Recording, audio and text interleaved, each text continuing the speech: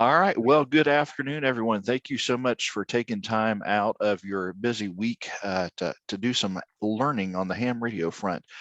For those that weren't aware what kind of spurred this scheduling of this class, we have a statewide communications exercise coming up on Saturday, October the 1st, called Service Denied, where we're going to simulate a statewide cyber attack across the state. And I had the opportunity a couple of weeks ago to attend one of the classes from RRI, this class in particular, and Mr. James Wades is here to take us through this training class. The information within is very informative in helping you prepare, whether you're participating in this exercise or you just want to better yourself for traffic handling and operations on the air. This is a perfect class for that. So again, thank you each and every one of you for taking the time. If you end up having to drop off early or someone joins late, we will have this recording available on our website, the same website for the emergency test exercise, which is the ARRL-NFL.org/SET, and I'll put that back in chat for those that may have missed it sooner. But without further ado, enough of me talking. James, take it away, sir. Well, thank you very much. I appreciate it. Appreciate everybody being here and taking the time. And we'll get right into the training materials here as we are going to cover a lot of things here. So let's see. I will share the screen. Maybe the easiest thing to do. Then I can move stuff around. And then let's see here. Okay. So can everybody see my desktop here? Sir, we got you. Outstanding, outstanding. Well, again, my name's Jim Wades. I'm Emergency Management Director for Radio Relay International. Art suggested that I say just a few things about RRI before we get started with the training. Radio Relay International was formed in 2016, primarily out of various assets of the national traffic system. Its purpose really is to develop and enhance amateur radio emergency communications capabilities. We obviously are trying to build on existing assets and bring in new assets. RRI operates an international digital traffic network. It's essentially a modified hybrid mesh network. We now have affiliated nets and registered radio operators as far away as Hong Kong and Australia, New Zealand, Europe. Our digital traffic net is international in scope, although it doesn't cover everywhere, obviously. But we're very anxious to continue the work of expanding that. And of course, we also believe in retaining this common denominator skills, voice nets, CW nets, things of this nature. Over the past 6 or 7 years, RRI has worked extensively on modernizing the traffic system. We've developed the RRI WinLink interface process, the RRI WinLink radiogram and radiogram ICS 213 templates that you see in the WinLink packages. These are associated with regional gateways throughout the United States that provide traffic exchange between WinLink and the traffic system. We've developed a wide range of peer-reviewed training materials, including training manuals, field manuals, of course, courses such as you're going to see tonight. And so the RRI staff and board of directors has been really working hard for the past 6 or 7 years to kind of bring the traffic system into the 21st century and to inculcate those skills that allow it to become relevant again and to be a tool that's available to both the individual radio amateur as well as amateur radio emergency services groups, Oxcom, things of this nature. We actually have a course called Introduction to the Traffic System, and to kind of go into it in detail, but take a couple of hours probably. But suffice to say, RRI is here to work with everybody. We see ourselves as non-political. We are not a membership organization in the sense of maybe like you would envision the ARRL. Not that there's any problem with the ARRL and how it operates, but we operate entirely on donations. And when we created RRI as a corporation, as a nonprofit, public benefit corporation, an NGO, we decided to be entirely nonprofit, operate solely on donations, in the belief that we would want to remain apolitical and as responsive as possible to the needs of the amateur radio service. And of course, people believe in our mission, they'll support our mission. If we're not serving the needs of the amateur radio community, then we won't survive. And it was really done with a very open approach to serving the amateur radio community. So RRI as a corporation is really an association of nets, and nets vote under the bylaws and so forth to join RRI. And instead of having members, like you might say with a radio club or ARRL, we have registered radio operators. Basically, you register with RRI to receive the various bulletins, our QNI newsletter, and other information in reference to RRI. So that's kind of a bit of a rundown, but part of our core mission is training. And so what we're going to do tonight is we're going to talk about basic radio telephone net procedures. Now, in an era in which people are kind of enamored with digital methods, and perhaps rightfully so, I think it's important to recognize the value of voice communications, right? And so let me do this here. Where's my slideshow thing? I think I can move this here. Give me a minute, guys. Slideshow. And there we go, slideshow. And we will go ahead and dig right into this. So here's some realities to look at. You can walk into pretty much any amateur radio station in the world, okay, and there's going to be a transceiver and there's going to be a microphone, okay. It's a universal common denominator method, whether that's high frequency single sideband, 2 meter FM, VHF, UHF, digital voice modes. The reality is that voice communications is still an important element in amateur radio emergency communications.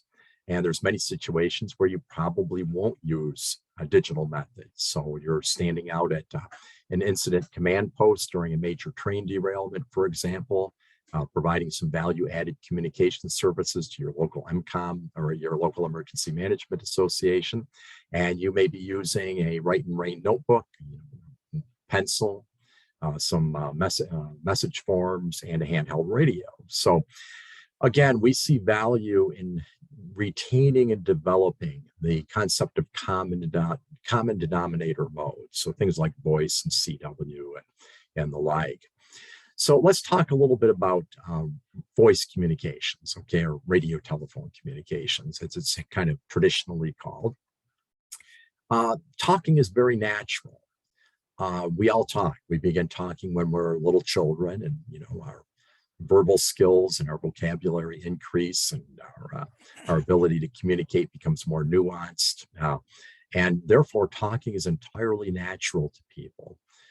The problem is that because it is so natural, that when radio amateurs use voice methods for emergency communications or traffic handling, the illusion, that comfort, you might say, with voice communications gives the illusion that adequate circuit capacity exists on a voice radio net, when in fact, a radio telephone net, regardless of mode or frequency, has very limited communications circuit capacity. That is the amount of communications traffic or information that can be conveyed in a given time period. So let's give a hypothetical. Let's imagine that you have 60 radio operators checked into a voice circuit, into a net.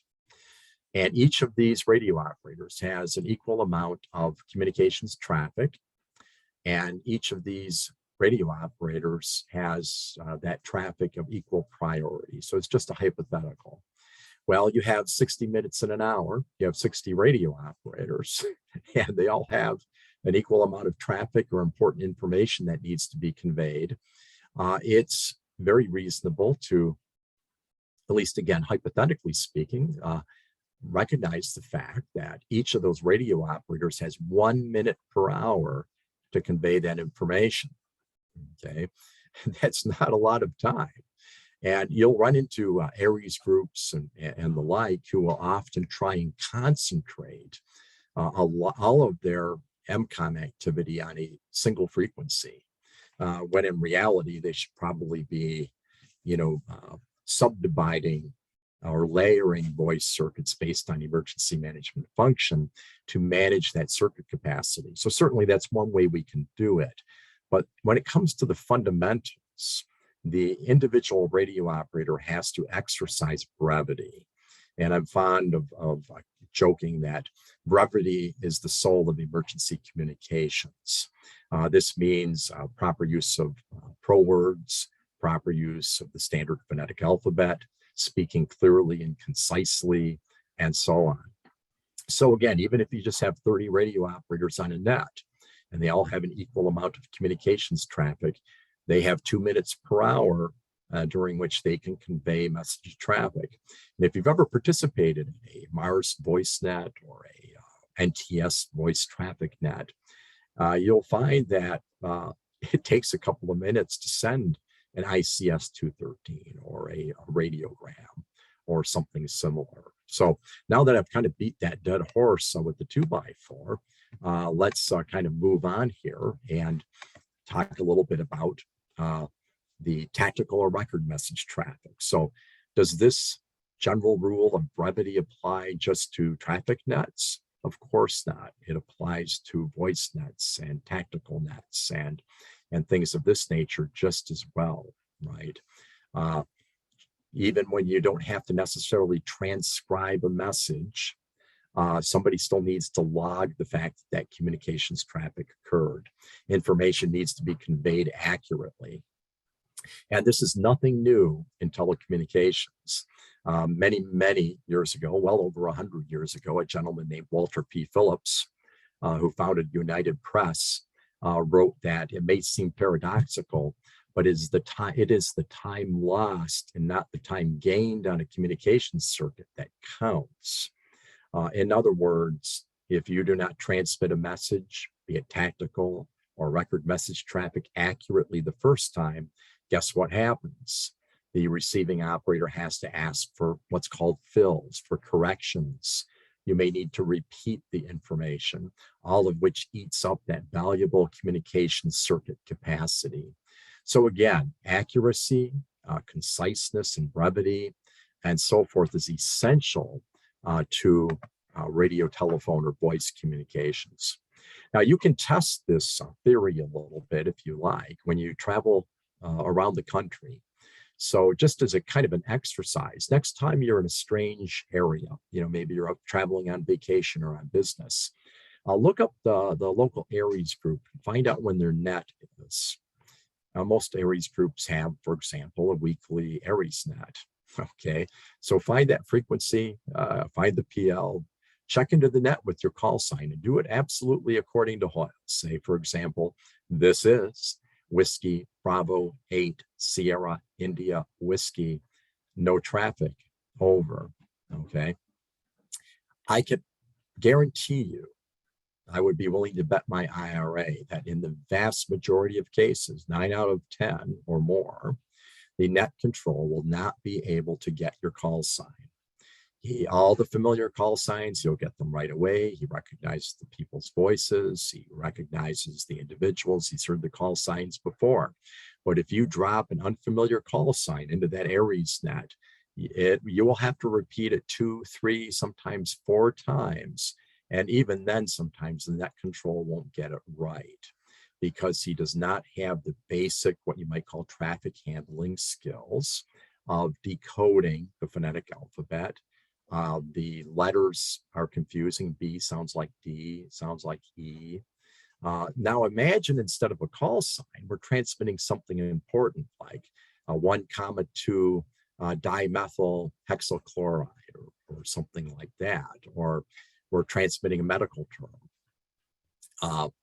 What happens when the receiving operator doesn't transcribe that correctly, or the name of a disaster victim or something of that nature. So, you know, it may seem unimportant, you know, on a weekly net under routine conditions, but in a real emergency where you're expected to convey important information, the ability to understand and be understood are both extremely important. So the way we manage this, and this is probably no surprise to anybody here, is we all have to sing from the same hymnal. We have to use the same techniques. We need to have ways of clarifying communications traffic. We need a way to understand each other under all kinds of conditions. On a high frequency network, we may have a marginal circuit due to propagation, RF propagation anomalies. In an EOC or an incident command post, there may be plenty of background noise and distraction. And we start by understanding the ITU phonetic alphabet. And every radio amateur who's involved in ARRI should consider this a baseline skill. That's one of the first things a new volunteer should learn is basic radio telephone communications procedures. And part of that, a big part of it, is the ITU phonetic alphabet. That's how we spell confusing or difficult terms. And of course, I'm not going to read these all off to you, but everybody's heard it, everybody's seen it. And the reason we use the phonetic alphabet, as alluded to a minute or two ago, is that B sounds like D, sounds like E, sounds like C, sounds like G, right? You remember the old Hooked on Phonics commercials that used to be on late night radio. There's only 44 sounds in the English language or something to that effect. That's very true. And of course, again, we need to deal with issues of marginal radio circuits, interference, atmospheric conditions, background noise, and the environment in which we're operating.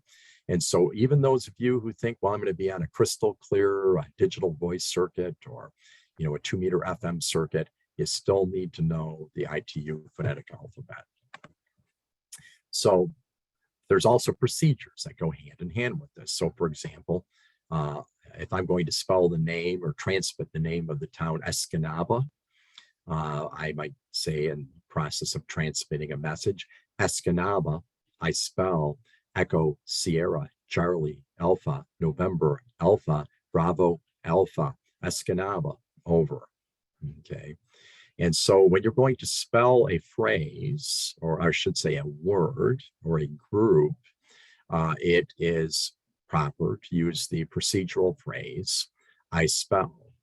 So James Wade's, I spell Whiskey Alpha Delta Echo Sierra. Okay. So again, that's a procedural phrase that you use to warn the receiving operator that you're going to spell a word or group within a message. You know, again, it could be a tactical message, it could be a record message in the form of a radiogram or a radiogram ICS 213 message. So you're going to encounter all kinds of abbreviations in real emergency communications traffic. So for example, you are going to encounter acronyms and groups of initials. So if we look at, for example, on the left over here, MCRD RTBN, that stands for, some of you will recognize that, I'll bet out of 50 or 70 people. Marine Corps Recruit Depot, Recruit Training Battalion, okay? So if it's written as MCRD RTBN, then you have to say initials, Mike Charlie Romeo Delta, initials Romeo Tango Bravo November. Okay, because remember, they're two separate groups. They're two separate words in a sense. So you don't say, for example, initials Mike Charlie Romeo Delta Romeo Tango Bravo November.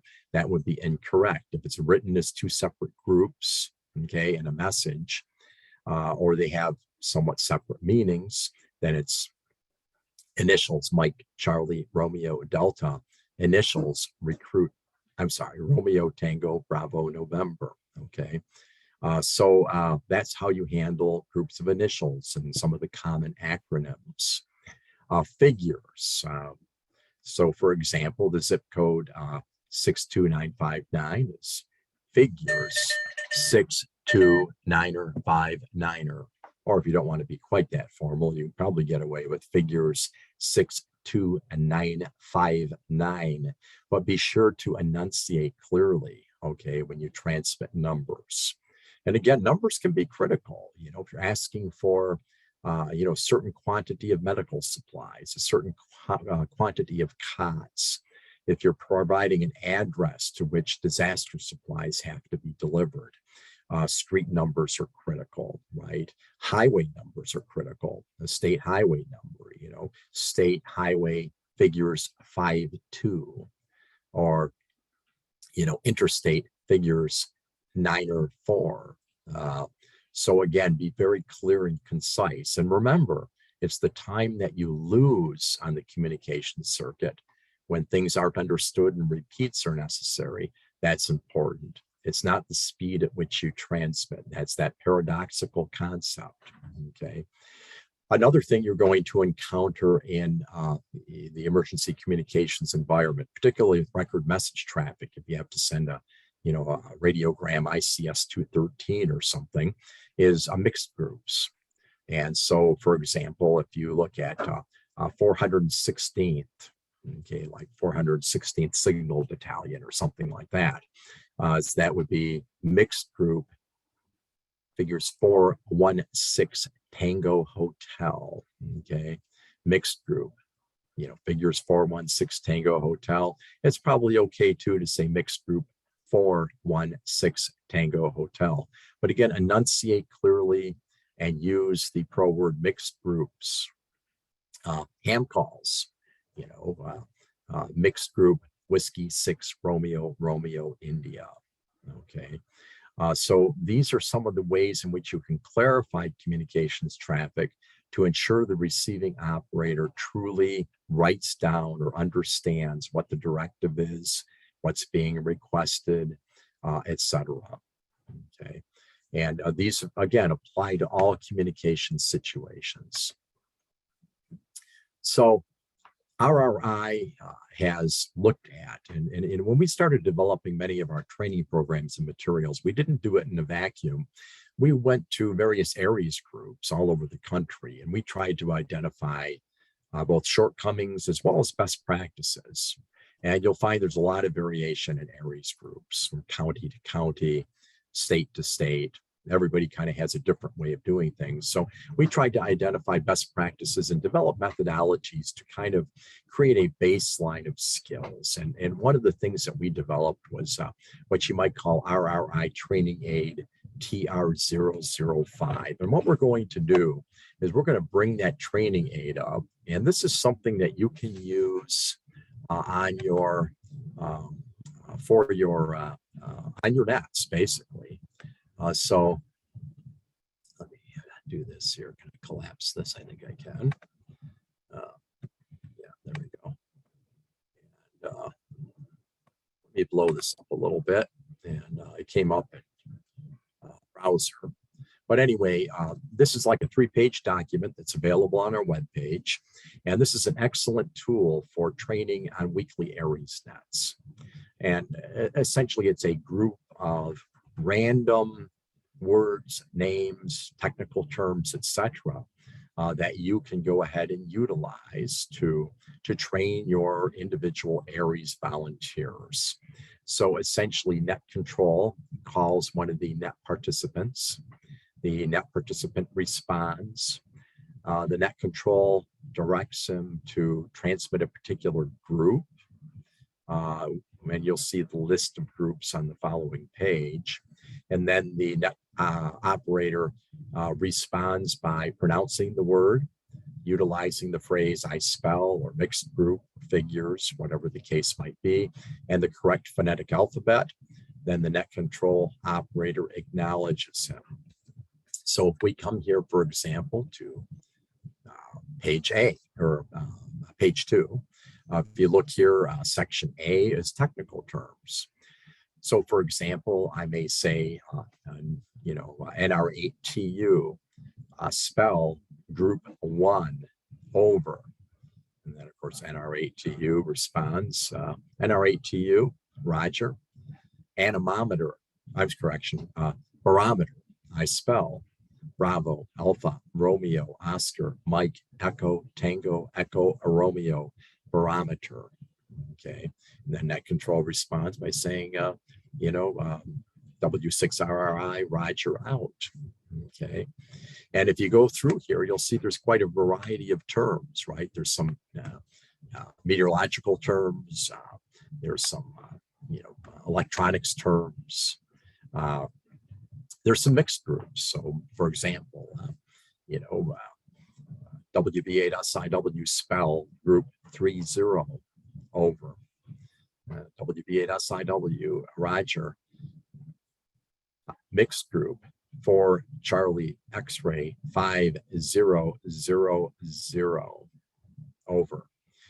And this brings me to an interesting point, and that is you never chunk numbers. When you're transmitting a mixed group or a group of figures, you transmit the figures individually. So it's not for Charlie X-ray 5000. It's for Charlie X-ray 5000 over. Okay. And so we have a variety of these in here. Okay. And you'll find that, for example, and you're supporting a hospital on a hospital network, and you have to transmit an anatomical term or a etiological information in reference to a disease. You might have to spell a term like staphylococcus. I spell Sierra, Tango, Alpha, Papa, Hotel, Yankee, Lima, Oscar, Charlie, Uniform, Sierra, Staphylococcus. Okay.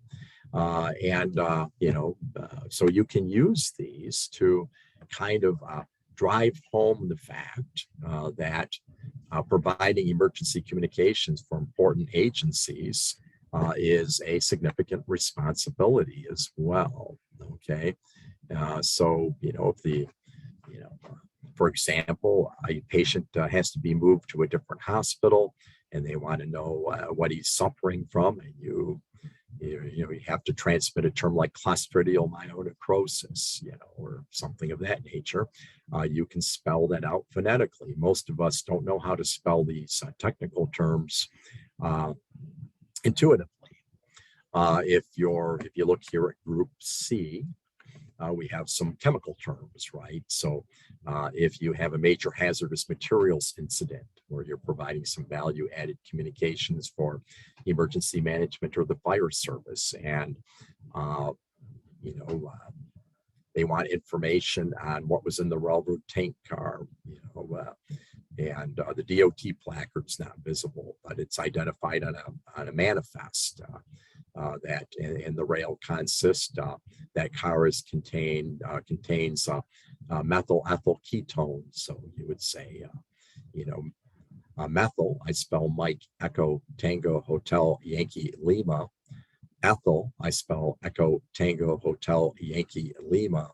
Ketone, I spell Kilo, Echo, Tango, Oscar, November, Echo.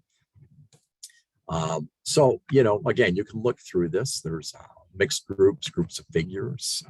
So, for example, if we look at group 100, barometric pressure in inches mercury, figures 2.9.84, or in millibars, barometric pressure in millibars, figures 1015.3.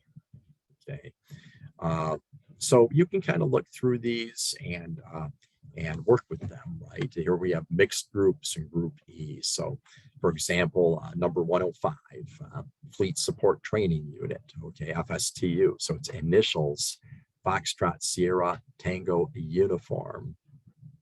Or 113, ComNav for Japan, initials, Charlie, Oscar, Mike, November, Alpha, Victor, Foxtrot, Oscar, Romeo, Juliet, Alpha, Papa, Alpha, November, etc. So you can kind of go through these. G has groups of names. For example, in our modern diverse society with a lot of immigration, you're going to run into a variety of unusual names. This varies somewhat depending on where you live. So you can use this tool to kind of train people on how to properly use the procedural phrases and prowords. I spell, figures, initials, mixed groups, and so forth. Okay, and again, the process is simple. You call the net participant, WB8SIW spell group 30.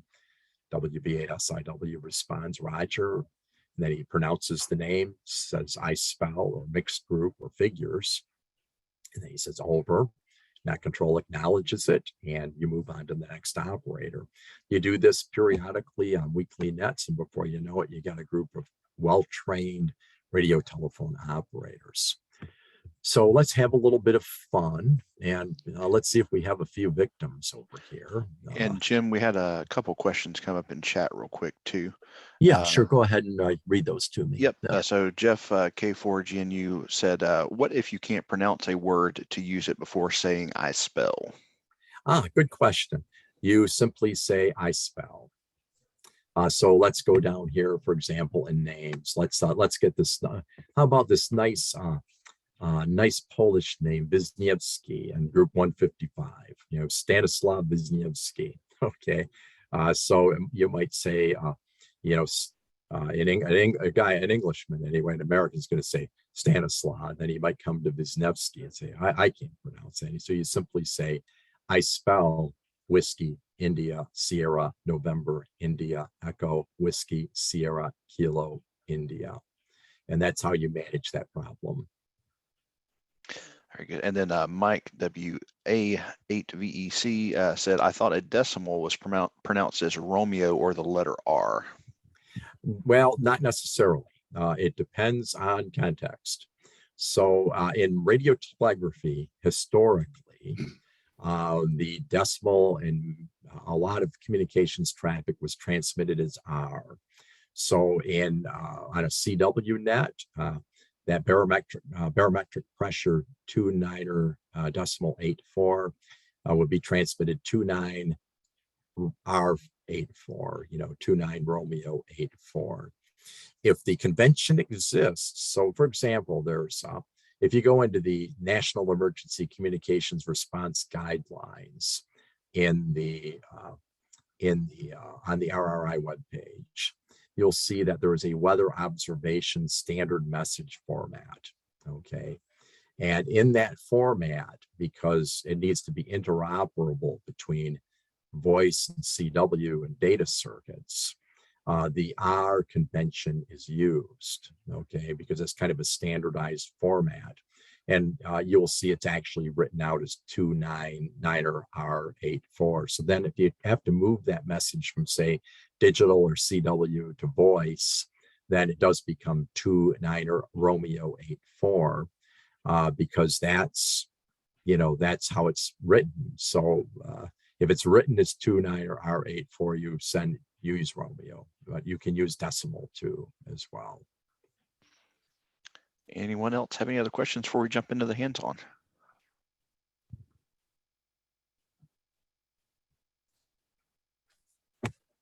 All right, doesn't look like it. Take it away, Jim. Okay, so we have a lot of people here, so I'm not going to pick on everybody. I'll probably just take some volunteers. So do we have somebody who wants to step up and say, for example, spell group 144? Do we have any volunteers, or do I need to start calling on people? Picking on you. Sure. Okay, Rick, go ahead. So I don't have your call sign, but Rick, spell group 144, over. Whiskey Alpha Lima Tango Echo Romeo Sierra, over. Okay, very good. The only thing I would have asked is that you say I spell before spelling it. Yeah. So, for example, Walters, I spell Whiskey Alpha Lima Tango Echo Romeo Sierra. But obviously, your ITU phonetic alphabet well. So that was good. Do we have another victim? Who is it? Okay, I got a hand raised. Mike, WA8VEC. I think you came up first. So WA8VEC, spell group 106. Over. You hearing me? I'm hearing you. Over. Okay. I spell Mike, Charlie, Romeo, Delta. I spell Romeo, Tango, Bravo, November. Excellent. You're a good sport, but remember that's initials. Initials, Mike, Charlie, Romeo, Delta. Initials, Romeo, Tango, Bravo, November. Does that make sense? Yeah, sure. Okay, great. We have another hand up, Brett. November Hotel 2 Kilo Whiskey. Spell group 103. Over. This is November Hotel 2 Kilo Whiskey, Group 103, numbers 2, 1, 2, 7, 3, 6, 5, 0, 0, 0. Over. WB8SIW Roger out. Okay, so I kind of set you up, Brett, a little bit here because I'm using you for a training opportunity here. Nothing personal. But, No, I meant to do that. Yeah, there you go. So there's actually 3 groups of numbers, right? Because there's no, decimal point between them or anything like that. So in this case, you would use the pro word figures. And remember, it's I spell, figures, initials, mixed group. And so in this case, you would say figures 212, figures 736, figures 5000. And again, the reason is that if they're written that way on a message form that, say, the incident commander hands you, you want the operator who's writing down that message on the other end of the radio circuit to write it the way he wrote it, right? To transcribe it the way it was originally written. And when you say figures ahead of each of those groups, that tells the receiving operator that he has, each group is separate. Does that make sense? Yeah, good to go. Thanks. Good. Okay. So Jim, in that example on a radiogram form, that would be each one of those. So the 212 would be a block on a radiogram for 736 would be a block, 5000 would be a block. Is that correct? That's correct. Yeah. And then someone in chat too, Marcus had asked about using the pro word phone figures. Well, it adds an extra word. And that's maybe a good chance to briefly digress into this concept. So you'll hear traffic handlers often use terms like amateur call, phone with area code, things of this nature, right? So now imagine again that we have 30 operators who use 6 additional words on a voice net. So how many extra words have been transmitted, eating up that circuit capacity? 180 additional words, correct? How do we not confuse figures when we want to convey a message that this is a phone figure? Well, then ideally, when the message was drafted, then you would write phone. Now, understand too that some of this comes from context.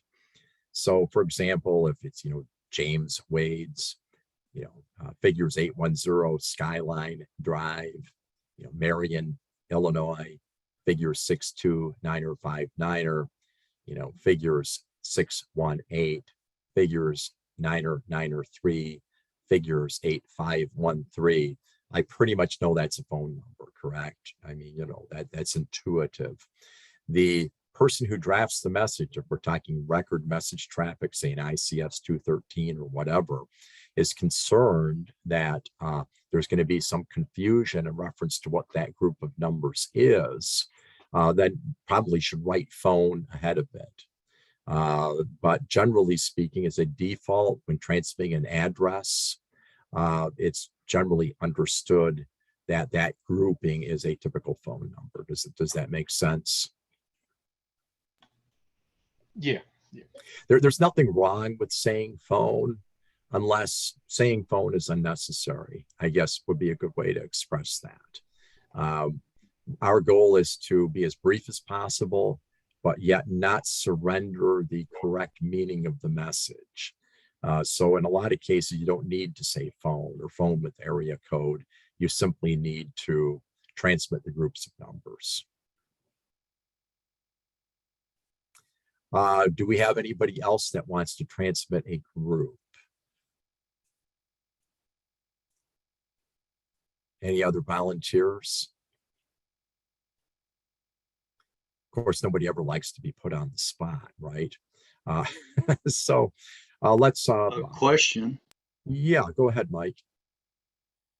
on number 104 with the hyphen or dash in there. First, do you say hyphen? Do you say dash? Also, is that one word in a word count or what? Yes, that would be. So if it's, for example, if the incident commander hands you a group of numbers with a dash in it, you can go ahead and it's considered one group. And so in this case, it would be, figures 231 dash 2121, or you could also say hyphens, probably acceptable as well. I believe the methods and practices guidelines suggest dash, but it would be one group in that particular case. So if there's no dash there, then it's two groups on a radiogram or a radiogram ICS 213, where you have a group count or a check, as it's commonly called.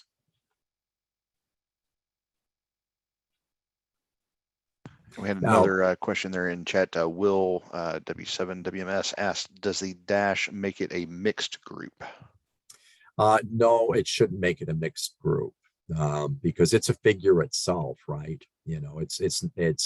It's a punctuation figure, but you can transmit it as, figures 231 dash 2121 would be fine.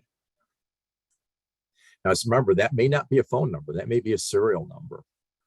That may be an inventory for the American Red Cross. It might be a number for a particular, set of bandages or, pillows or blankets or, who knows? I mean, so, keep that in mind that, again, that's where you get into context. Our goal is that if you're ever handed a message, from a served agency official, that what you transmit comes out identically on the other end, correct? And some of these little nuances are kind of minor, whether you say dash or you say hyphen, most guys are going to figure that out, right? But we want everybody to use the same ITU phonetic alphabet. We want everybody to use the same prowords in transmitting the communications. We also want people to do it slowly, right? We wanted them to do it at a speed at which the message can be transcribed. And we'll talk about that in a later slide. So, if we look over here, for example, at group 141, you can see it right up here. So, for example, this is 301st Bomb Group, right? So, the first part is a mixed group. It's two groups. So, mixed group 301 Sierra Tango, initials Bravo Golf. Okay, they're two separate words. Whereas the one beneath it, TR-77 Alpha, is mixed group Tango Romeo 77 Alpha. And this is where doing traffic handling can be kind of advantageous because I think what a lot of ARRI's operators do is they look at the traffic nets like NTS nets and they say, well, I can send a holiday greeting by email or pick up the phone or, whatever. Why would I want to send a radiogram, when I can send an email there and it's there pretty much instantly? Well, number one, you're building community. Number two, you're building relationships. Number three, you're building infrastructure, right? That net meets regularly. People get to know each other. They work with each other. but perhaps most importantly, you're learning how to transmit unfamiliar and variable information. And whether that's saying, that message says, congratulations on placing second in the CQ Worldwide DX contest, or whether that message says, require immediately, 300 doses of, penicillin. Okay, the same basic skills apply, right? Whether we're spelling a name in an unusual name and an address, or whether we're pronouncing the name of transmitting the name of a chemical, the same basic procedures and skills apply. What the traffic net allows you to do is have those skills become second nature. So when you see the name Heinrich Sienkiewicz, you can go ahead and spell it correctly, and you don't have to sit there and kind of exercise a lot of brain power to figure out how to do it. It just becomes automatic. Okay, and so that's what we're looking at here, and that's the value of traffic nets. The real value of traffic nets is not the messages that are handled, it's the community, the relationships, the maintenance, development, and maintenance of infrastructure that you can repurpose to emergency communications, and then the skills that are inculcated in the process of conveying radiograms or radiogram ICS 213 messages. And same with Aries nets. If your Aries net is just a bunch of guys checking in every Wednesday night at 7 p.m. and there's no training content, there's no simulated messages ever, it's check in, check out, tell us a few things about how the family's doing. Well, that's all pleasant and social, but really from an MCOM training standpoint, let's be honest, it's kind of useless, right? I mean, would anybody disagree with that? I don't hear too many people speaking up because it's the fact of the matter. So anyway, this document, this phonetic alphabet training document is available on our webpage. And just to review, remember that when you have a group of initials, like USAF, okay, it's initials, Uniform Sierra Alpha Foxtrot, okay. If it's a group of figures, it's, for example, the zip code, it's figure 62959er. If it's a mixed group, it's mixed group Tango Romeo 77 Alpha. If you have a separate word or a separate group, then that group is treated separately with its own pro word as necessary. So, again, as we looked at group 103, it's figures 212, figure 736, figures 5000. Okay. And so that's the fundamentals. And I won't put anybody else on the spot because we have limited time here. But you guys can dig through this document. It's available on the publications section under training materials on the Radio Relay International webpage. That's Radio Relay, all one word, .org. So let's move along and kind of get back to the rest of this training class here. And we will resume the slideshow. Nope, that's not the one I want. I apologize, guys. This is the one we want right here. And so from current slide, and we can kind of move past this. So let's imagine that you're transmitting a radiogram, okay? And so we're going to put all this together. So if you have to transmit a radiogram or radiogram ICS 213 or any kind of record message traffic, and by record message traffic, I mean something that has to be transcribed accurately, word for word. Okay, a message from the incident commander to the emergency operations center, or from the county emergency operations center to the state emergency operations center, and it has to arrive intact. And it's got all the accountability data, right? The addressee, name, title, agency, address, telephone number, email, etc. And then a text that has to be entirely intact when it arrives and when it's delivered at the end of the pipeline.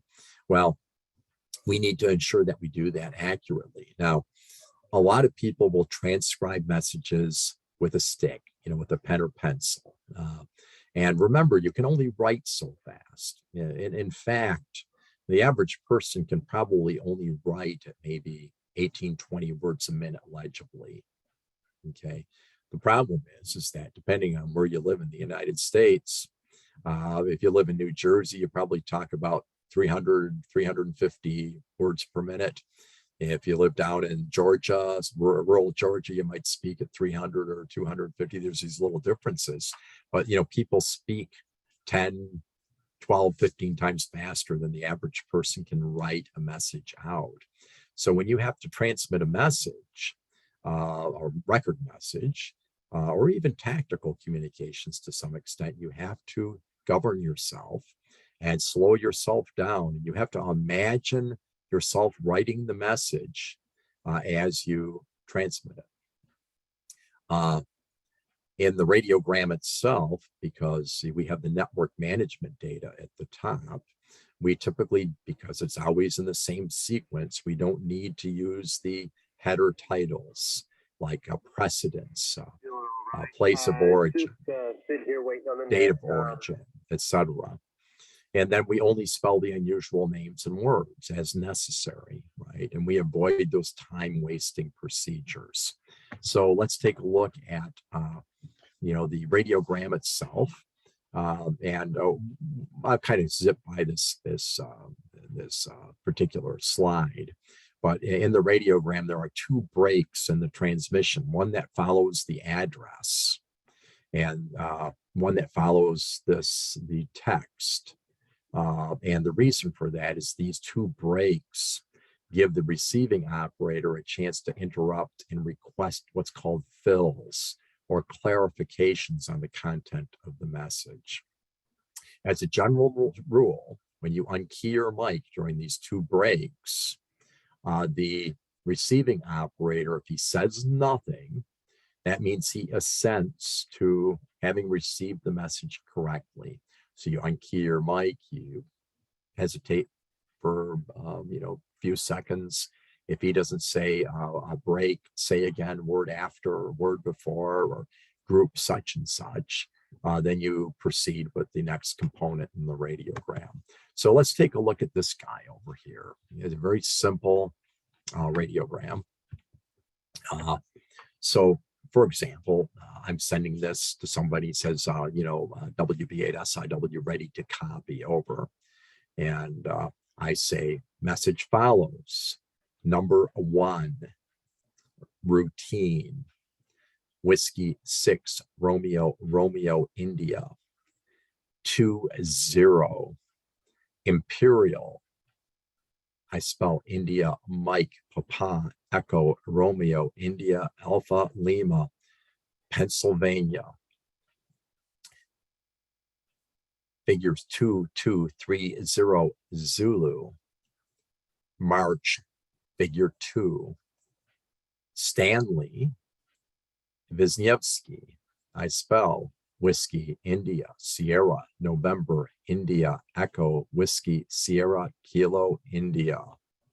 Figures 2233, Sobieski. I spell Sierra, Oscar, Bravo, India, Echo, Sierra, Kilo, India. Street, Detroit, Michigan. Figures 48128. Figures 313. Figures 878. Figures 7100. Break. At this point, I would unkey my mic for a few seconds to see if there's any fills required. Upon hearing nothing, I would proceed to transmit the text. Traffic handling provides training in standard net procedures, X-ray. The skills developed transfer readily to any type of directed net break. Carl, I spell Charlie Alpha Romeo Lima. Maze, I spell Mike Alpha Yankee Echo Sierra. And no more. Okay, so as you can see, I transmitted this message at a speed that would allow somebody to write it down. Now, you'll run into occasional experienced traffic operators that copy on a computer or a typewriter, okay? And if they tell you I'm copying on a mill or I'm copying on a computer, you can send quickly, then maybe you can speed it up, right? Message number 1, routine, Whiskey 6, Romeo, India, 20, Imperial, Pennsylvania, etc., etc. But as a general rule, I always default to transmitting it slowly enough that somebody can transcribe the message accurately with a pen or pencil. So let's take a look at some of these radiograms here, okay? We can go through, let's see here. I want to see, I think somewhere in here is, yeah, here's a radiogram ICS 213 message. Now we have a course called Introduction to the Traffic System. We also have a course on the radiogram ICS 213 message. And so I'm not going to get too deeply into the methodologies of how you transmit these radiogram ICS 213s on a traffic net. But this is a pretty good example of an official message using the general, at least as it's transcribed, as it might be transmitted to an agency official. So, for example, again, receiving operator says, you're good, readable, ready to copy over. I say, message follows, number 6, priority. Whiskey Sierra 8 Echo Oscar Charlie 2-1 Lansing, Michigan, figures 1-3-2-2 Zulu, March, figures 2-7. Initials Lima Tango, Linda Martin. I spell Mike Alpha Romeo Tango India November. Initials Delta Papa Delta. Operations figures 2330 NAP. I spell Kilo November Alpha Papa Papa Street. Detroit, Michigan. Figures 48203. Figures 313. Figures 878. Figures 2100. Linda dot Martin @ initials Delta Papa Delta dot golf. I spell golf Oscar Victor break. Oops, I'm sorry. I hit the wrong button there somehow. Let's see what I did. There we go. I've got a thing here in the way. Oh, so break. Manual mode system operates on a principle of layered networks, which are time sequenced. I spell Sierra Echo Quebec Uniform Echo November Charlie Echo Delta to facilitate routine traffic flow across, I spell Alpha Charlie Romeo Oscar Sierra country. Break. Initial Sierra Golf Tango Ron Wojciechowski. I spell whiskey, Oscar, Juliet, Charlie, India, Echo, Charlie, Hotel, Oscar, Whiskey, Sierra, Kilo, India. Initials, Mike, Sierra, Papa. Initials, Echo, Mike, Delta. Logistics. And no more, over. So essentially, you still transmit this the exact same way you would a radiogram. The only difference is that on the form, the from line, is inserted here in the middle, on this radiogram form, 1704 ICS. But as you can see, the techniques are identical, and the methodology for transmitting it's essentially identical. And again, a little bit of variation's okay, right? You don't have to do, everything 100% perfect. And there's a little room for variation here, but the real fundamentals apply, okay? And so, again, the beauty of traffic handling is you learn how to do these things and they become automatic. So, here's another good example. We won't transmit the whole thing, but, again, number 9, routine, Hotel X-ray Charlie, Whiskey Bravo 8 Sierra India Whiskey, 2-3, Marion, Illinois, March, figures 1-3, initials Mike November Charlie, the Robert McNamara. I spell Mike Charlie November Alpha Mike Alpha Romeo Alpha. Initials Foxtrot Sierra Tango Uniform. Figures 1913. Navy Reserve Center. Figures 23221. Broadhead. I spell Bravo Romeo Oscar Alpha Delta Hotel Echo Alpha Delta. Street, Chicago, Illinois. Figures 62321. Figures 312. Figures 443. Figures 2215. Break.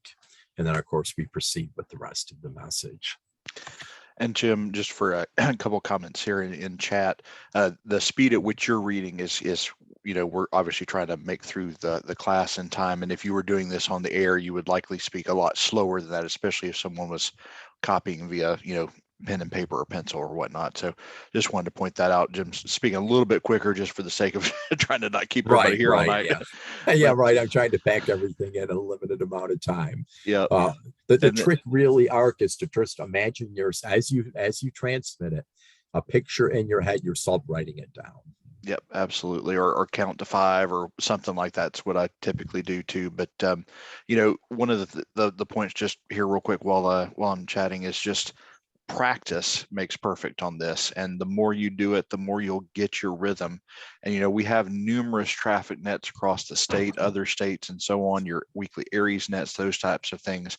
I encourage you to take time to send one of your fellow hams a message, send a family member a message, exercise that national traffic system. We do here in the Northern Florida ARRL section, we do a monthly radiogram challenge where I ask for folks to send me radiograms on a particular topic. So really strongly encourage you to practice this. It helps with the mic fright as well, just to get out there, get these things on the air. Even if you normally use digital, it's still good practice to do this on a voice net, just for the practice sake. Sorry, Jim, back to you. No, Art, those are all excellent comments. And, the biggest problem I think that scares some guys off is they're afraid to make mistakes on air.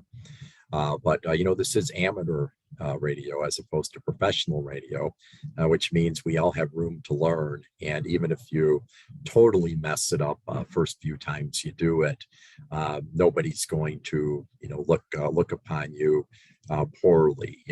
Everybody, it takes some time to develop these skills to where they become intuitive. And so don't be afraid to make the mistake. And you can practice a lot of things off air too.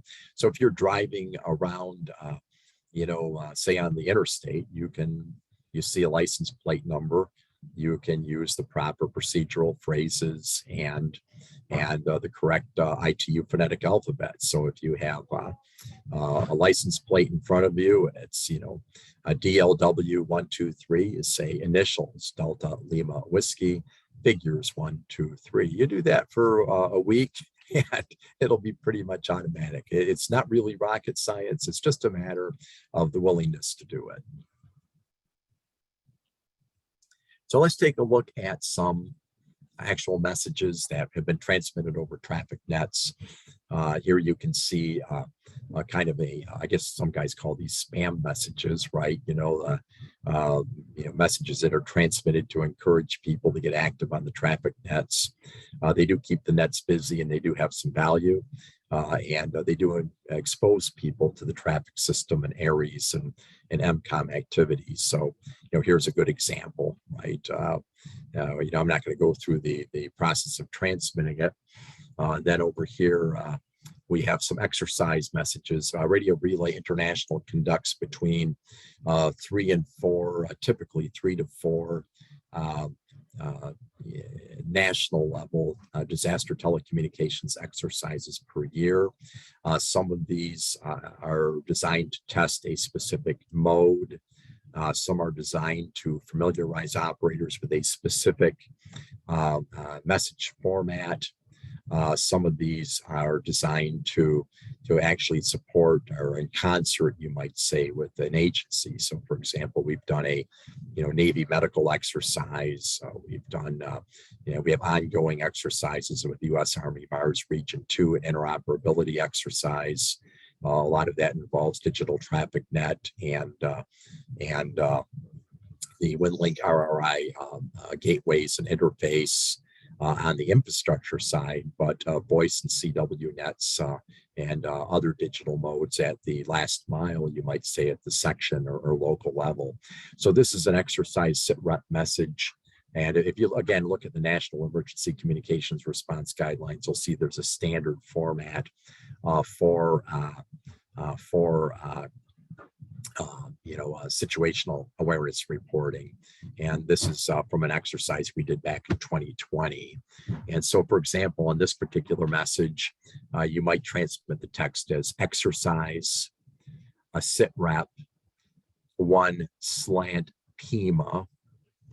So it'd be, you know, and really, in reality, it's a mixed group the way it's written here. So it'd be mixed group 1 slant Papa India Mike Alpha County, you know, but since the guy already knows the SITREP format, you really don't have to go to that level of detail, right? We know that the standard SITREP message consists of these 6 segments. So you can transmit it as exercise SITREP 1 slant PIMA, I spell Papa India Mike Alpha County, 2 slant pandemic, 3 slant entire county, etc. So again, you don't always have to do it exactly according to Hoyle. And when you're dealing with these pre-formatted, you know, messages like this, where they come in a very predictable sequence, you have some liberty to kind of do things a little bit differently. And Jim, Brett in H2KW had a question. Yeah, go ahead. Hey, would you mind to go back to the ICS 213 that you had, please? Yeah, sure, that can be done. Give me a second to work my way back to it. I don't want to get bogged down with this, but my question is that if we're sending a 213, we're sending it on behalf of the EOC or somewhere in the ICS, and we're transposing it into ARRL format. I'm just wondering why we're doing that. And for example, you had the lines. If you go back to the one that you wrote on, it looks like a radiogram, but kind of analogous to the SITREP you said. If you're sending a SITREP, then you know what line 1, 2, 3, 4, and we're sending a 213, rather than trying to make it look like a radiogram is what my question is. And I guess part of this is the interface with the RRI and how we fit in with ICS, because ARRL was made way before ICS was invented. Could you speak on that for a minute, please? Yeah. I won't delve too deep into it, but so here there's several. When you're running there's a couple of overriding imperatives that you have to deal with. One of which is interoperability, and that is the network has to be able to pretty much serve any ARRI's group or individual operator in the country, right? So you have to have some kind of universal procedures. The other thing that you have to address is the varying training level and experience of the operators who may be supporting the operation. So you have to look at, okay, so I really don't have a lot. Let's say I'm a traffic operator and I encounter a radiogram ICS 213 message, and I really don't understand it, but I'm relaying the message on a net somewhere because messages may move between more than one network. I want that operator to not basically see it as a seamless process. So for example, when you're originating a radiogram ICS 213 message, it would actually incorporate an op note appended to the message that indicates that it's a radiogram ICS 213 message. This tells the delivering operator which form or which format to use when delivering it. But again, the idea is for interoperability purposes, we want that net, when it's being relayed through the process, to be transmitted in the same sequence as the radiogram. Really, the real only difference between an ICS 213 message and a traditional radiogram is the fact that we cue the operator to add position, title, agency, etc. And so there's a little bit of additional address information typically associated with the message.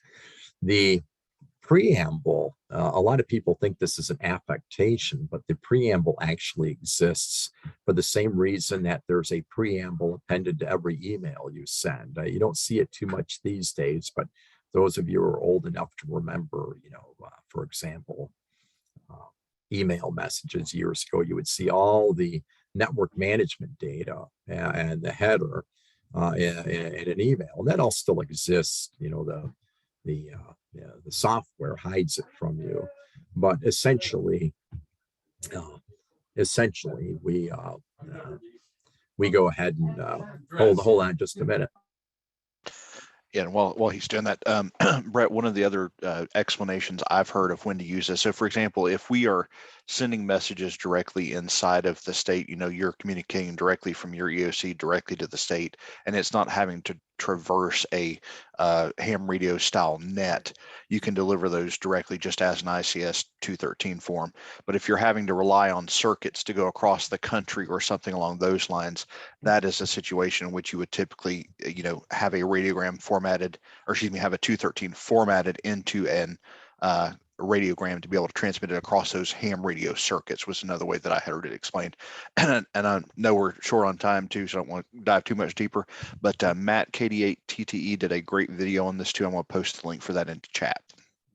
Yeah, great. we do have a video also that kind of delves deeply into the radiogram ICS 213 message, and we actually use some examples of Oxcom messages that were transmitted within, I think, the state of North Carolina or something like that, where we actually use those as fodder for the training class, and it's usually a pretty well received video. But again, the idea is, remember that the traffic system, at least the RRI traffic system, extends all the way into Europe, and it extends to Oceania and Asia, and you have to have kind of some universal processes that everybody understands and that are predictable, and every message is kind of transmitted the same way.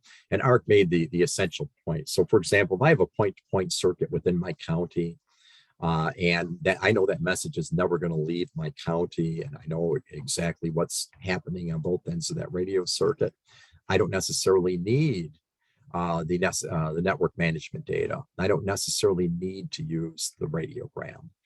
But do understand that, say you're moving a message across the state or to an adjacent state or something like that, and it might be handled by a traffic net. We want to use the procedures, sequence, and methodology with which the operators are comfortable. And that's why there's this desire, you might say, to transmit the sequence of text, the 2-line, the text and signature in the same manner as you would a standard radiogram, so we don't create confusion and bog down a net, in the process. Everything's kind of seen as invisible and seamless. I would encourage operators to go to, if you have WinLink, go to WinLink and take a look at the RRI Radiogram and Radiogram ICS 213 templates, and that'll give you some insights into how this functions. It'd be very helpful to you. Is that a satisfactory answer? Yeah, that's perfect. You summed it up by saying we have a standardized pattern that's used all across the globe to transmit. It doesn't matter what that message is, an encapsulated ICS 213, for example. Thank you very much. Yeah, you're very welcome. And one other thing I guess I should mention is, I think it's really important to remember that, in that last mile process of delivering a message, that message may not, let's say, for example, I transmit a message to a public safety official, in a particular county in Florida. That guy may not be in the EOC. He may be out in the field. And that message may not be delivered by a ham. It may move from, say, my EOC into the traffic system, move across the state. At the other end, it may be transferred to a radio operator that's affiliated, say, with the local ARRI's group. And then when that guy gets it, he may be in an EOC or at a command post or whatever, and that guy's not there. That message may even go to a public safety talk group to reach its last mile. Right.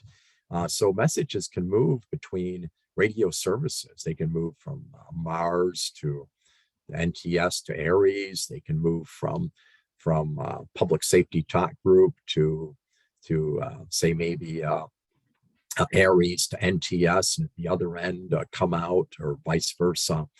So it's really important to understand that, in order to achieve a true disaster, in order to achieve that last mile delivery, we may be dealing with a whole range of different radio circuits to get that message to where it needs to go to.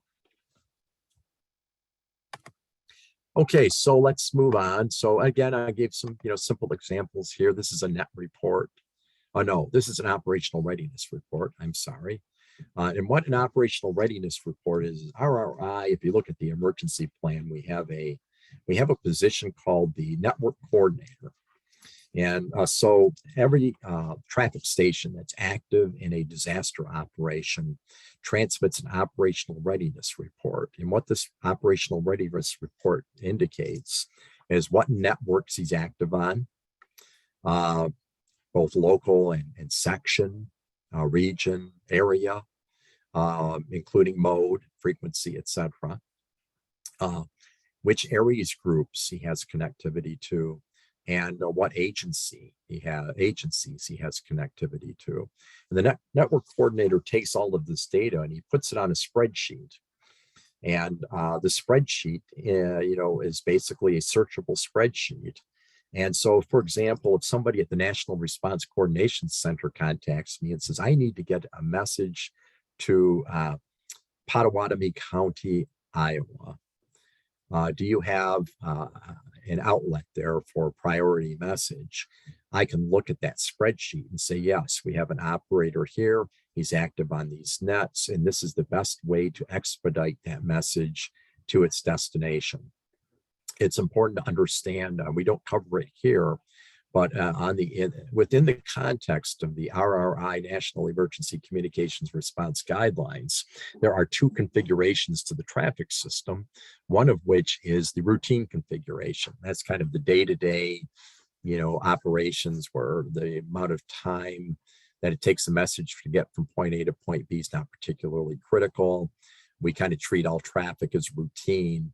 Then there's emergency configuration. And under the emergency configuration, we can reconfigure the traffic system to expedite the flow of traffic, like we did during the big Cascadia Rising exercise. We can establish specific watch frequencies just for priority messages, called priority entry point frequencies. We can activate certain nets. We can direct our digital traffic stations or WinLink RRI gateways to increase the connect frequency. So, for example, connect and download traffic every 15 minutes or every half hour or every hour is required to expedite the flow of traffic throughout the country. We can do a whole bunch of things. Under those circumstances, we would want to have these operational readiness messages, right? So, for example, in this message, W7EES is a digital traffic net hub. So the digital traffic net might be a preferred option to instantly get a message, say, from Washington, D.C. to Washington State, okay? Or I might see here that, he's active on, only on, at the moment anyway, he's only active, it looks like, on 80 meters. Obviously, I'm not going to be able to move to one of his 80 meter frequencies, at 4 o'clock in the afternoon and establish communications with them. So I might have to move the traffic to an operator that's closer to get expedited and routed to one of those frequencies. So we have methods of reconfiguring the traffic system to ensure that it's responsive and that messages move through in a rapid fashion as determined by the disaster situation. We had a hand raised here real quick, Jim. Yeah, go ahead. Gordon? He pasted it in chat too, so I'll just read out. Are there tools to ingest these operational readiness reports to help route and even prioritize traffic flow? Yeah, so really that's their purpose. That is really their purpose is, for example, if I have a routine message, it's not particularly time sensitive. I may let it move through the system, as it's normally configured. But if I have a priority or an emergency message, the operational readiness report gives me information on network topology and connectivity in the last mile that may allow me to make different decisions as to how I want to route that message, which network I want to use, what frequency I may use to expedite its flow, across the state or across the country. That's really their purpose. Yeah, but Jim, you're saying people are making those decisions manually based on their understanding of what's in front of them in the way of operational readiness reports, right? Right. So the operational readiness report basically just gives a broad picture of network topology, the outlets that are available, and some of the frequencies and modes that are in use. That's all it does. Yeah. Okay. No, I'm just wondering if people have there seems to be a bit of a formula to those reports. So I'm just thinking that maybe if we knew, what typical outlets, existed for a group of people. In other words, basically nets in common, if you will. We could probably, start to auto cluster them and decide how much traffic and basically route a certain pile of traffic in that direction to that net and have it almost pre-staged if possible. That Gordon kind of falls more in line with the traffic system as a whole, which kind of a little bit outside the scope for this class in particular. But if that's something you're interested in, we can certainly spin up some more information on that front for you. Yeah, that'd be great. Thank you. Yeah, those are good insights. The concept of what you might call load balancing, right? So for example, the digital traffic network has fairly, well, at least compared to manual modes, has fairly high level of circuit capacity. As soon as you upload a message via the digital traffic station to a region or area hub, it is immediately forwarded to its destination region or area hub, where the digital traffic station can download it. You can go ahead and send batch files. So if you have 100 welfare messages that need to go out, those can be prepped and uploaded to the digital traffic network. And the digital traffic network, using the BPQ32 software, will go ahead and automatically parse those and move them around the country immediately to their destination. So for some things, the digital traffic network might be better. But if, for example, during Cascadia Rising, we found that the priority entry point concept with the point-to-point 20-meter circuits between Alaska, Washington State, Oregon, Idaho, and Northern California back to the National Response Coordination Center in Washington, D.C. actually worked better than the digital traffic network. So again, I'm kind of giving you the 10,000-foot view, but you can implement some of these concepts in your state emergency plan or even your county emergency plan. So for example, at the county level, one of the things we talk about in our emergency communications planning class is that you may want to look at ways that you can layer nets based on emergency management function. So you don't want all of your tactical and message traffic on one repeater. So you might have a frequency to support the American Red Cross. You might have a repeater or a frequency that's used for coordination between hospitals. You may have a repeater that sole purpose is for operators to check in and get their assignments, and to be told which staging area to report to, etc. So like a check-in and briefing circuit. You might have a what you call an order wire circuit. So let's say, for example, there's a limited number of WinLink nodes that are available. So you might have a statewide circuit where the various areas groups can communicate with each other and say, I have 5 priority messages for the state EOC. I'm going to need a WinLink node, and find out he's got the priority traffic. Everybody else has welfare traffic. He's given quicker access to that node to upload his traffic, right? So there's all kinds of ways to manage, say, call it load balancing, circuit capacity, etc., that are worth discussing, maybe in a tabletop exercise or something of that nature at either the local level or the section level, which are worth discussing. And they're really too in-depth and outside the scope tonight. But give some thought as to how you would manage circuit capacity and how you would assign different repeaters to different emergency management functions, and how you would manage the limited number of nodes that are available to access WinLink, and so on. These are all important things for an MCOM group to be asking themselves. How would you handle mutual aid? We talk a lot about that in our other training courses. So I digress too much. Are there any other questions or comments at this point, Art? Nope, you're good to keep going. I did paste your training schedule for the rest of the year on the chat too, for those that are interested. Sounds good. Okay. And just so everybody knows that we are postponing the digital traffic net class that's scheduled for tomorrow night.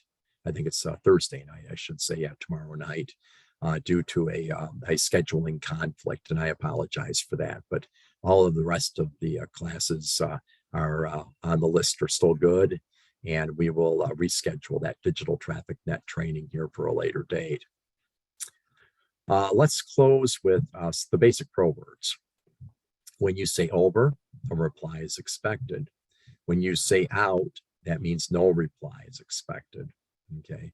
So for example, if I'm net control and I direct 2 stations to exchange traffic, I might say something along the lines of WB8 SIW call NR8TU 1 priority state EOC out.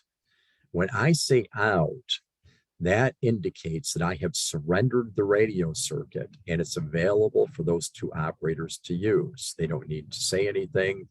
So for example, NR8TU will go WB8SIW, NR8TU, good readable, ready to copy, over. Okay, and then they transmit the radiogram or the ICS 213 or whatever. And when they're all done, the guy who is receiving the message will say, Roger, message number, Roger, out. And that says, okay, we're done with the frequency. We hung up the phone and it reverts back to net control. So these pro words are not affectations. They're not something along the lines of guys trying to play, G.I. Joe. They actually have a purpose. So when you say over at the end of a transmission, that indicates to the other operator that you expect a reply. When you say out, that means no reply is expected and you're done with the radio circuit, and it's available to net control, or if it's an uncontrolled net, the frequency is available to others. Okay. When you say wait or stand by, that means basically that wait a little bit for a very short time. But if it's going to be quite some time and you don't want to burn up circuit capacity, maybe while you're looking for a message or a document, you can say wait out or stand by out. Okay. And then that says, okay, I'm done with the frequency. I'll get back with you, when I'm ready. And then the frequency reverts back to net control or whomever needs it. We use negative for no. We use affirmative for yes. We use Roger for received and understood. And I want to stress right here that Roger never means yes. Okay. Roger simply means received and understood. And on some traffic nets, you'll still hear guys use the Wilco, which means will comply. This is really more of a tactical pro word, where, for example, WB8SIW, I'll proceed to Harding Middle School, pick up 23 cots for Southwest High School, over. And you might say WB8SIW Wilco, out, which just basically means will comply. So familiarize yourself with these basic pro words. They do have a purpose, and they can really add to net efficiency, particularly when the net control uses them. And, he sends two stations off frequency. NR8TU, call WB8SIW 146.55 simplex, over. And, NR8TU, Roger, out. WB8SIW, Roger, out. Okay. They've acknowledged, they both said out. They don't expect a reply. They move to 146.55, clear their traffic, then they return. So these things have a way of, again, of eliminating unnecessary language. So familiarize yourself with these pro words because they do have benefits. Okay. So again, over means a reply is expected. When you check into a net, it's kind of a customary thing to unkey your mic for a moment when you try and check in to make sure there's no doubles. So you say, for example, net control says Idaho traffic net, stations with or without traffic, over. Then when you're going to check in, you say this is, you unkey your mic briefly, and you say Whiskey 6 Romeo, Romeo India, no traffic, over. Or Whiskey 6 Romeo, Romeo India. As you'll see in the next slide, I might list my traffic, right? So, this is unkey Whiskey 6 Romeo, Romeo India, 1 routine Glens Ferry, 1 routine Boise, over.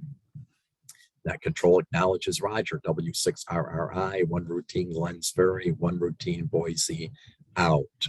When he says out, then okay, that's now in the next guy, can check in. Now, I do want to stress that this is just a typical procedure. Every traffic net's going to have a little bit different way of doing things. They have their own culture, their own traditions. So when in Rome, do as the Romans do. But just remember, brevity is the soul of emergency communications. When you're going to be receiving traffic, it is a good idea to give a signal report to the transmitting operator. So say, for example, you're sent off frequency to receive a message on a high frequency circuit in particular. It's helpful to tell the transmitting operator how well you're hearing it. So, let's say, for example, I'm set off frequency with W6 RRI. So I might say, W6 RRI, you're weak readable, ready to copy, over. Well, what that does is that tells W6 RRI that, well, I'm not hearing you all that well. So he might transmit a little more slowly. He might spell words that normally would be understood. He might even repeat some complex information. Whereas if he says good readable or loud and clear, well, then I might transmit a little more quickly. I might not have to spell words that are kind of marginally confusing, etc. So, again, if you're the receiving operator and you're going to receive a message, particularly on HF, you could say, W6RRI, WB8SIW, you're good readable, ready to copy, over. And that is a good tool, particularly on HF traffic nets. If you miss a word in a message, find a marker. So say word before, word after, or if you miss several words, say in a message, you can say again from blank to blank. So say again from, isopropyl to tank, or something like that. And of course, if it's something in the network management data, then you can just use the title. So, in the preamble. So you can say something along the lines of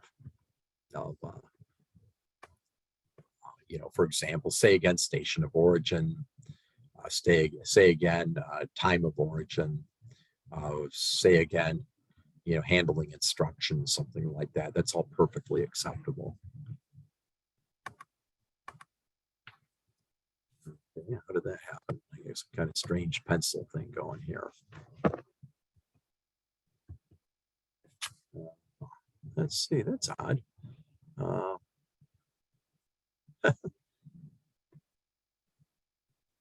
I got a pencil showing up here. Let's see how I get out of this. Will that help? Yeah, that seemed to make a difference. Now I've got a mark on my screen. I apologize. I never had that happen before. I apologize for that green stripe there across it, but it's really not all that important, but I kind of messed up the program. To acknowledge the message, you simply say Roger, followed by the message number if it has one. May not be the case with some ICS 213 messages. And say over if you're expecting more traffic. So you have a file of several messages, or out if you're done and you guys are going to turn the net, return to net frequency and the like. So for example, W6 RRI, Roger message number 22 out, or W6 RRI, Roger out. Both would be perfectly acceptable. So let's kind of conclude here before we take questions. But again, remember the fundamentals of the course, okay? I can't make you guys in a couple of hours, kind of experts at traffic handling. But, again, make sure that you're totally comfortable with the ITU phonetic alphabet. Understand the procedures, the procedural phrases. For example, I spell, initials, figures, mixed group. Understand that each group is unique. So if you have, for example, a group of numbers that are actually three groups, figures 313, figures 833, figures 7100 would be an example. Remember your prowords. Over, I expect a reply. Out, I'm done with the radio circuit. Okay, I'm hanging up the phone. Roger means received and understood. Affirmative means yes. Negative means no, etc. Don't freak out too much over little differences in how nets operate. Just remember, you want to be brief, you want to be concise, and you want to transmit in a very clear and concise manner. You don't have to be perfect. But likewise, don't let the blind lead the blind, right? You know, there is a way of doing things according to Hoyle, and you should try and stay fairly close to that. But again, the idea here is to make sure that the message received is identical to the message that was transmitted or injected into the traffic system. And most importantly, you know, to be honest with you, have fun, encourage yourself and others to learn the procedures. And you know, do remember, however, that when it comes to emergency communications, ARRIs, Oxcom, things of this nature, that the emergency management director, the served agency, has a reasonable expectation that you guys are trained in the fundamental skills. Okay, so an analogy is your local fire company, your local volunteer fire department. They may be unpaid, they may be all volunteers, but if I pick up the phone and I dial 911 and that fire department shows up at my house, I have a reasonable expectation that they know how to operate the apparatus, they know how to attack the fire, they know how to ventilate the structure, that they're qualified to perform basic, you know, first responder, the tasks the firemen's carry, extricating a victim from the fire scene, things of this nature. That's my reasonable expectation. When we go to a served agency, and we say we can provide emergency communications, we don't just provide connectivity. We have to also have the skills. If all you're providing is connectivity, that's the equivalent of showing up with a fire engine, but not knowing how to use it. But if you show up with both connectivity and communication skills, that's the equivalent of showing up with the fire apparatus and knowing how to attack the fire, knowing how to perform rescue, you know, knowing how to do things the right way. So along with volunteering, along with providing MCOM, there's a reasonable expectation that our guys, our ham community, can communicate in an effective manner. And with that thought, Art, I'm going to turn it back to you and see if there's any questions, comments, concerns, etc. here before we call it a night. Very good. One question we've got a couple times, are either the slides or the recordings of your other training classes available somewhere online? Yes, we do have some online. We have some that I'm waiting to post. I just haven't gotten to it yet. But some of this information is on YouTube, and also there are some RRI presentations under the RAT Pack forum. That's the Radio Amateur Training, and I forget what it stands for. I'm sorry, but this RAT Pack, RATPAC group, has a couple of presentations as well. But if you search Radio Relay International and or RAT Pack on YouTube, you will find some of them up. Coming up, and I will be adding additional training classes here in the near future. And of course, Art, you're welcome to post this to YouTube or otherwise share it, on your websites and so forth. Very good. Yeah, like I said, we'll post this on our simulated emergency test site. And I put it in chat again, ARRL-NFL.org/SET. Another question we had was mailing list. Is there an RRI mailing list? Which I know there is. I believe you can sign up on the radiorelay.org website, correct? Yes. So there is actually a form. You basically just become a RRI registered radio operator. There is a form on the webpage. You can fill out that form and mail it to the address indicated. And we will add you to the mailing list and get you started, so you know what's going on. You'll receive copies of our QNI newsletter. You'll receive any kind of emergency bulletins that we issue.